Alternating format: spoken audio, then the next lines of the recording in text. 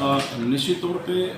कई पानी की जो समस्या है, ये 2-3 कारण इसके समस्या के हैं। पहला तो पीछे से पानी ही कम मिलना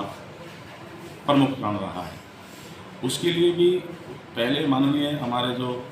पब्लिक हेल्थ के माननीय मंत्री जी हैं, हमने उनसे रिक्वेस्ट की, स्वयं आए, अधिकारियों के साथ बैठक की, हम उस बैठक में शामिल रहे, अधिकारी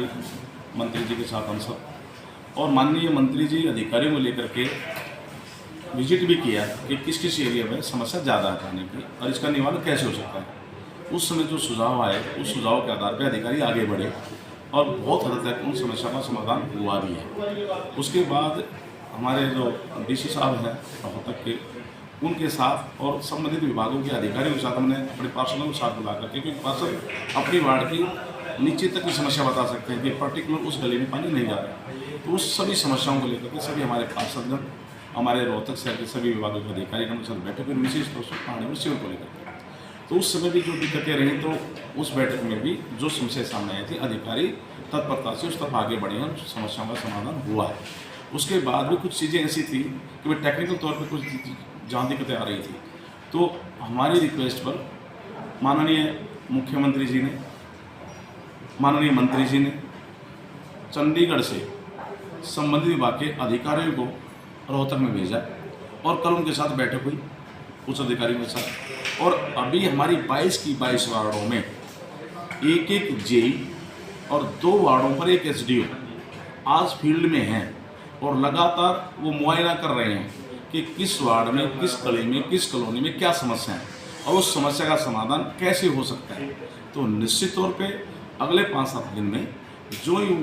धरातल की प्रैक्टिकल ग्राउंड रिपोर्ट आएगी, उसके आधार पर साथ साथ समाधान भी होता रहेगा। आप देखेंगे आने वाले कुछ समय बाद रोहतक में किसी तरह की कोई समस्या नहीं रहेगी। कई तरह जो सीवर ओवरफ्लो की भी समस्याएं आ रही हैं, तो किस तरह से काम कर रहा है, क्योंकि कार्यशैली आपकी अच्छी है, काम करने के लिए अधिकारियों के साथ मीटिंग भी हुई थी, जो पार्षद है उन्होंने भी समस्या रखी थी। निश्चित तौर पे जहाँ भी कोई समस्या ओवरफ्लो की आती है सीवर से रिगार्डिंग भी, तो हमारे सीवर के जो उस विभाग से संबंधित जो अधिकारी हैं, निश्चित तौर पे बड़े मुस्तैदी के साथ लगे हुए हैं। जहाँ से भी कोई समस्या आती है उनके संज्ञान में आते हैं, तुरंत वहाँ टीम पहुँच जाती है और तुरंत सफाई हो जाती है। अभी इस तरह की समस्याएँ जो देखो, काम तो जितना समय लगेगा उतना तो लगेगा ही। जब भी कोई समस्या सामने आती है, हम तुरंत अधिकारियों से कहते हैं, अधिकारी तुरंत वहाँ टीम लेकर के पहुँच जाते हैं और समस्या का समाधान करवा देते हैं। पानी की समस्या ना आए इसके लिए क्या कुछ कदम उठाए गए, क्या समाधान के लिए निगम की तरफ से? निगम की तरफ से ये सब निगम के माध्यम से ही हम सब की रिक्वेस्ट थी। ये 3-4 बैठकें, माननीय मंत्री जी के साथ बैठकें, माननीय अधिकारियों के साथ बैठकें, डीसी साहब से कह करके सभी अधिकारियों के साथ वो बैठकें, उसके बाद अब चंडीगढ़ से हेड ऑफिस से मतलब इस समस्या का मतलब तुरंत अच्छे से जड़ मूल से समस्या समाप्त कैसे हो। तो अभी कल जो बैठक हुई, उस बैठक में निर्णय ये ही लिएगा, जो मैं दोबारा से रिपीट करना चाहता हूँ, कि 22 की 22 वार्डों में आज फील्ड में